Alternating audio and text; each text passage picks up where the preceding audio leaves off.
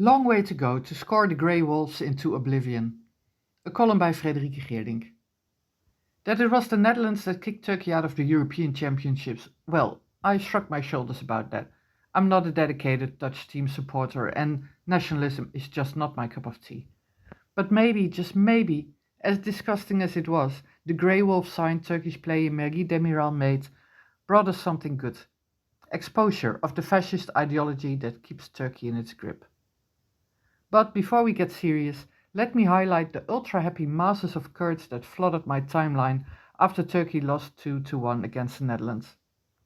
Loads of schadenfreude about Turkey's defeat, not in a dirty way, but humorous and defiant. Hollandistan was thanked, memes were born, and for the rest I saw just an outburst of joy. This is, I've noticed over the years, always the case when Turkey loses in some big tournament, but this time it was exceptionally exuberant. Football became a metaphor in extremis.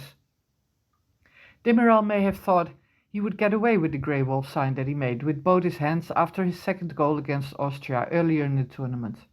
But UEFA had rules, and it was only logical and justified that he and the team were punished for it. While the punishment was anticipated, a truly unprecedented tidal wave of news and background articles and social media postings about the meaning of the Grey Wolf sign emerged, to which I contributed myself to on Dutch public radio. It was wonderful. I have my criticisms, of course, because I don't think that the articles in general zoomed out far enough to really be able to grasp how deeply problematic the Grey Wolf sign is. It is not just a sign or group that gets either more or less popular depending on political dynamics in Turkey. The Grey Wolves, founded in the 1960s, and the hand gesture that emerged in the early 1990s, could only become as influential as they did because there was a fertile soil in which the seed was planted. That fertile soil is Turkish fascism since the foundation of the Turkish Republic in 1923. That ideology prescribes that every Muslim in Turkey is a Sunni Turk, also the people who are not Turks, like Kurds, and also the ones who are not Sunni, like Alevis. The other identities have from the very beginning of the Republic been excluded, Greeks and Jews, but especially Armenians. These non-Muslim groups were considered to be enemies from within, with the Armenians as the ultimate enemy. Both these included and excluded were forced into compliance with unimaginable brutality. The Armenian genocide, although executed before the Republic was founded, but the ideology didn't emerge out of nowhere in 1923, was an example. And so were the Dersim massacres in the 1930s, in which Alevi Kurds were massacred on a large scale. These atrocities are usually not explicitly mentioned when the Grey Wolves are explained, but in my humble opinion they must be included as the inevitable ultimate consequence of what Turkish fascism is about. It is into this soil that Turkesh, who founded the Grey Wolves, dropped his Wolverine seed, and he knew it would bud.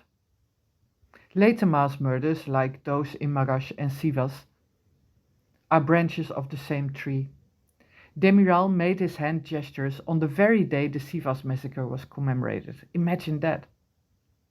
That in those horrific crimes Grey Wolf gestures were made and in Dersim they were not, is merely due to the gesture not existing yet.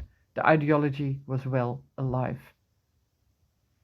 No wonder the people who have borne the brunt of the Grey Wolf fascism, Alevis, Kurds, leftists, reacted the fiercest when football player Demiral did the wonderfully stupid thing he did. And I applaud them for keeping it so civil without resorting to violent fantasies and without transgressing into filthy nationalism themselves. But in the extreme joy over Turkish loss, I saw a deep defiance too. The Grey Wolf had triggered its own exposure and then crumbled. I know Kurds feel a hope in that. You cannot remain a Grey Wolf unpunished forever, and you cannot forever be a Grey Wolf without consequences. There may be a long road ahead to score the Grey Wolves and everything it stands for into oblivion. But one day the fascists will pay the price. One day they will be defeated. Fréderike Geerdink is an independent journalist. Follow her on Twitter, @Geerdink, or subscribe to her weekly Kurdistan newsletter. The link is in her Twitter bio.